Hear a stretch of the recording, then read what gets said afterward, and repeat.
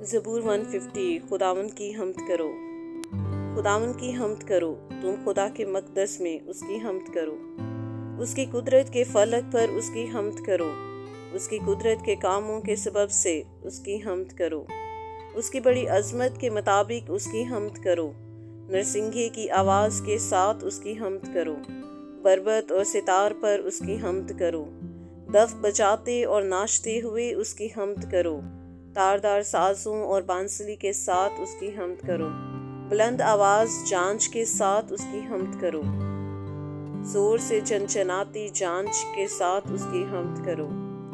हर मुतनफ़्फ़स खुदावंद की हम्द करे, खुदावंद की हम्द करो। आमीन।